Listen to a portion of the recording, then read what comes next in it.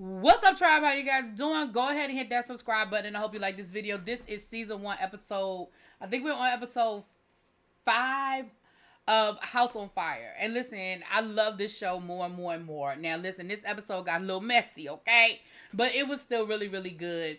We start this episode off. We see Brooklyn going to Yusef's house, uninvited, honey, to let Yusef know that she is transitioning.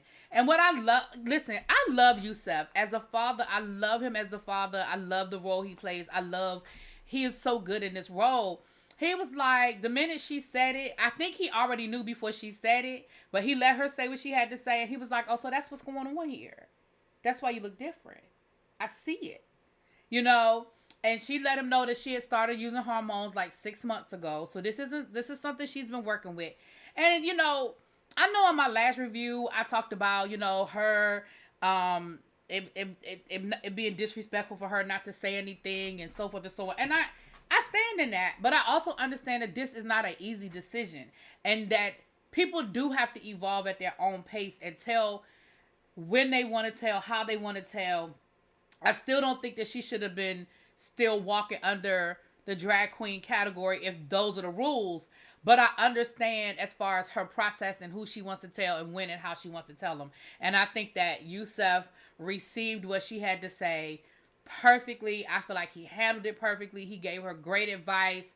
I just think I loved it. And I love all of these scenes with Yusef. I think that he just handles things so well as it relates to his kids. I love it, love it, love it. So then we see Exotic and Lorenzo. They're having, looks like, I guess it was brunch or something. Exotic comes over. He done went shopping. He got some salmon. He got orange juice chai. He forgot the champagne for the mimosas. And they get to talking. And basically, Lorenzo asked him about what AJ wanted to talk to him about at the cookout. Like, why did y'all go to the side? What did y'all talk about? What did he say to you? What did you say to him? What was y'all saying to each other? And Exotic sort of blew it off and made it seem like it wasn't a big deal. Like, oh, well, you know, he just wanted to talk to me about the house and what I thought his chances were. And, you know, he was like, and, you know, and then he said in his confessional, listen, I ain't really want to get into what AJ said and how disrespectful AJ was being, because honestly, that's just not a conversation that I really wanted to have. Like, I really wasn't trying to have that conversation.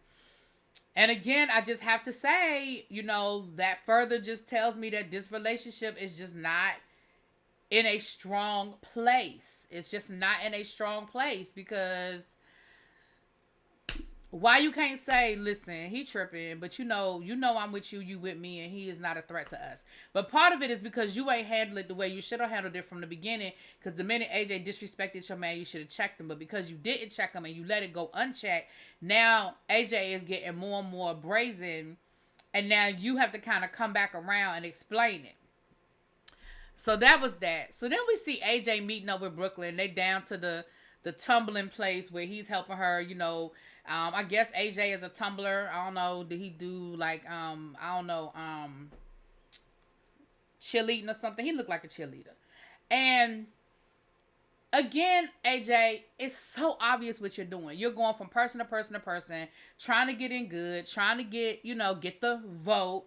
So you went from, you know, you did your little big one with Chanel last week. You flirted with her, did the OnlyFans, you know, photo shoot and stuff. And now you're moving on to Brooklyn. You had your little conversation with Lana, even though Lana ain't even in the house, child. And hell, she may not be back in either. So you're talking to Brooklyn. And here you are telling Brooklyn everything that Lana told you. Now, let's be clear. AJ wasn't lying, and he really didn't even exaggerate a whole lot, if I'm being fair. Like, in all reality, what he said is pretty much what was said. But it just really seemed unprovoked, and it seemed messy as hell. Like, you really didn't need to get in that. You didn't really need, like, you didn't need to tell Brooklyn what Lana said about, oh, well, she said that you ratchet, and she's not here to be a mentor, and you need to, you know, polish up, and you rough around the edges. Like, I just felt like that was messy. And AJ, I see you the long way. Like, I just don't like him. He messy as hell. So, of course, Brooklyn feels some kind of way. She in her little feelings about it. So then Brooklyn asked him, does he know about the Kiki scene? And he was like, no, what's that? Now, the fact that you don't even know what the Kiki scene is, I'm side-eyeing a little bit. Because if you want to be a part of the house of Mugler and you are, versed on ballroom, how do you not even know what Kiki is? So Brooklyn explains to him what Kiki is, and she invites him to come to the House of Juicy Couture. Now, I'm very familiar with the house. Well, not familiar, but I remember the House of Juicy Couture from Legendary, and I've been following, the Instagrams and stuff ever since then. Um, and so she invites him to come to practice. And she said, "Listen, I want you to walk in the ball." He was like, "What you mean?" And she said, "Well, we have a ball. It's $5,000 on the line, and we want you to walk in some categories." And he said, "Well, I need to talk to Yusef about that first." And she was like, "You don't need to talk to Yusef. I'm in charge at the House of Juicy Couture." He said, "So if I just show up, I'm just in." She was like, "Yeah, you show up to the practice, I'm inducting you in the house, and I got the power." I said, "Oh, okay." And then she told him that he didn't need to talk to Yusef because what I guess she was saying was what happens over at Juicy Couture don't have nothing to do with Yusef. Yusef is in charge of the House of Mugler. I'm in charge at the House of Juicy Couture. So I need you to just come on down to the practice, and I'm gonna get you in, and then I need you to walk in this ball for me. So child, we see Chanel meeting up with Lana, right? They're having dinner, something. And honestly, Chanel said this is the first time that the two of them have really had a chance to have like a one-on-one conversation. I guess when Lana was in the house before, Chanel was a baby. She didn't really have the power position that she has now. And they just didn't associate with each other a whole lot. So they're sitting down and they're talking, and they're actually having a really good conversation. They're actually sort of bonding a little bit. Lana opens up to Chanel about, her past. She said, "Baby, after I had my surgery, I was on the pole, okay? It's a part of my past." And Chanel was like, because Chanel was opening up to her about doing OnlyFans, and she said, "But I really ain't trying to do it much longer. I mean, it's good money, it's easy money, but I really want to get into entertainment. I really want to, get into comedy. And that's kind of where I want to go with my career." So they actually sort of bonded off of those things. So then she said, "So girl, look, why do you want to come back? Like, why do you want to be a part of the house? Like, why, like you doing your thing. Life is good for you. Why do you want to come back?" And she said, "For me, it's just a sense of community. Like, it's a place where, I felt comfortable. I felt, welcomed. And, I want that family back, basically." It doesn't sound like she's all that interested in. She already said she doesn't want a power position. She doesn't want to be in leadership. And I don't think she's really all that concerned about balls. Like, she doesn't seem to be all that, and Chanel let her know, "Look, now, you did come down to OTAs and all of that, but we need you to do a little bit more. Like, we need you to just be present. We need you to really be a part. We need you to really vibe with the house and want to click with the house because, you left a bad taste in a lot of people's mouth, and we need to really feel like you want this. You want to be back." And she was like, "I get it. You're right. I respect it. I understand." She said, "Well, we're having a party for Brooklyn. Brooklyn has decided that she is going to transition. So myself and Tati are having a welcome to the sisterhood party for her. And we're going to, celebrate that for her. And then also, just talk to her about what to expect and if she has any questions or whatever. So, if you would like to come, you're welcome to come." And so she was like, "Wow, okay. Well, thank you. I'm going to do that. I'm going to come." Now, mind you, she don't know that AJ done put a bug in Brooklyn's ear about what she really said about all of them. Talking about they're all copying off of her and she's the blueprint and, all of the things are the things. Chanel doesn't, and of course Chanel doesn't know because Chanel, anyway, she's just trying to, wave the welcome flag. So we get to practice for the House of Juicy Couture. AJ shows up and he meets the people. We see Lolita is there. She is more of a mother role. She stays behind the scenes, helping the kids. Brooklyn, she's the princess of the house. So she's not a house mother. She's a princess. And Tati also is a part of the House of Juicy Couture. We find out that Tati's going to walk in the Kiki ball. She's sort of going to kind of get her feet wet at the Kiki ball before she sort of wants to get back into regular ballroom because she's still not really feeling 100% confident. So, true to her word, he gets inducted into the House of Juicy Couture at the meeting.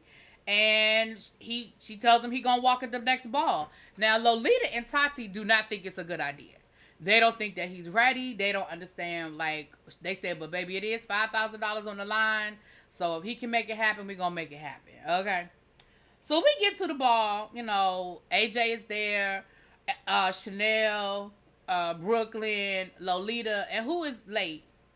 Tati ain't there, on her way. Now, we get a chance to see a little bit of the Kiki ball. We see Brooklyn do her legends walk, and then we see her walk in her category, which of course she throws down in her category. Child, we see AJ walk in his first category, baby. It's a chop off the break.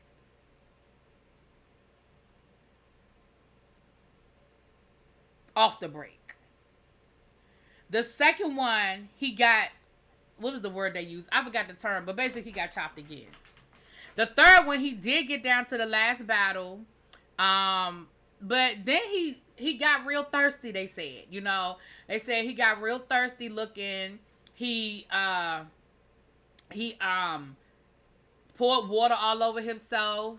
He did a backflip, which did not impress anybody. And then basically they were like, oh my gosh, like that is just screaming desperate. Read the room. So he got down to the battle, but he lost. So basically he walked in 3 categories and he lost all 3. Tati gets there late, but Tati does walk in her category. And of course she wins grand prize, right? So that gave her boost of confidence that she needed back, you know. And it was so funny when Alex got chopped in his first category. He was like, oh my gosh, it's Versace. But okay, because it was like prom king was the theme. And he was like, they don't like my suit, but it's Versace. Child, it don't matter if it's Versace, Bahati, and Adi. If they don't like it, they don't like it. And if the judges say chop, it's a chop. So, of course, he was feeling some kind of way. And then he was I'm sure he was a little embarrassed, you know. And, of course, he was feeling some kind of way about the whole situation. So, it wasn't a good night for Mr. AJ, right? So, we then see Yusef and Exotic, you know, having lunch. And they're talking or whatever. So they called Tati because Yusef was saying that they, you know, they're a little worried about Miss Tati. You know, she didn't walk in her category. They kind of got their eye on her a little bit. And they find out that Mr. AJ done joined the House of Juicy Couture and he done walked in the Kiki ball and didn't even tell them about it. Baby, Yusef is hot. He was like, first of all, you are moving all wrong if this is where you really want to be. You are going left when you should be going right. How dare you go walk with another house, Kiki or not, join another house without talking to me? You're a prospect saying that like Mugler should be your focus. This should be where you're putting your energy. How do you have energy to be walking in other houses in Kiki ball? And then you walk and got chopped by all 3. So now he's like, baby, if you can't get nothing on the Kiki scene, which is like the junior league to the ballroom scene, what you gonna do for the House of Mugler? Like, what you really bringing? So, baby, Yusef is done. He said, yeah, I think that's it for me. Like, I don't think this is going anywhere. I think it's a wrap for Mr. AJ, and I am pissed. And then he gets pissed off at Brooklyn because he was like, well, who does she think she is? You know, like, hello, like there's a hierarchy here and all of y'all are disrespecting it. So, baby, he's hot and bothered and we're going to see in the next episode how that plays out, okay? So, then we get to the party. Brooklyn gets to before Lena gets to the party, it's Brooklyn, Chanel, and Tati. And it's so cute, you know. They have balloons that they blew up in different sizes so she could see which size Tata she wants and, you know, all these different things. It was really cute. They had, you know, it was a really cute gesture. And like Chanel said, like, I wish somebody did this for me when I first started transitioning. So, but before Lana gets there, Chanel lets them know that she invited Lana. And, of course, they all side-eye like, you invited who? Because come to find out, Brooklyn tells Chanel and Tati what Lana did. Now, she had already told Tati at the meeting for House of Juicy Couture about Lana telling Exotic that she was transitioning and that she, already felt some kind of way about that. And they were like, yeah, that was wrong. He shouldn't have done that. I mean, she shouldn't have done that. Now, I'm going to be honest with you. I stand by what I said. You never told that woman not to say nothing. Now, maybe that's an unwritten rule. Maybe she should have already known that wasn't something that you were supposed to share. But now do I think that her intent? Do I think that her reasons were pure? No, I think she was being a little messy. Because Brooklyn had told her that she didn't tell nobody, that she hadn't told them yet. But again, I stand by what I said about the rules of ballroom and the fact that she still was going to walk under a category she shouldn't have been qualified to walk under anymore. Is she the first to do it? I'm sure she isn't. Is she the last to do it? Probably not. But we talking about this situation, this example right here. So then Chanel feeling some kind of way because she was like, well, hell, if I had known all of this, I damn sure wouldn't have invited her. Now, here's where I could respect some of these moves that are about to be made. So when she gets there, they go through the whole thing and they tell her, they give her advice about staying on her hormones, not getting any surgery for at least 2 years. Let the hormones work. See what the hormones do to your body before you start doing surgery that could, conflict or cause more problems. They tell, and I thought it was some really good advice they were giving her. And again, it's coming from a place of love. It's coming from a place of been there, done that. Let me tell you what you should do, what you shouldn't do, what's a good idea, what's a bad idea. So Lana shows up, and of course they go through the motions and it's all cute, and then Brooklyn is like, well, I really want to talk to you about something, and she proceeds to tell her about what AJ said, all the the things, and Lana was like, I didn't say that, and I'm thinking, girl, you did. Now at first she tried to make it seem like she did not tell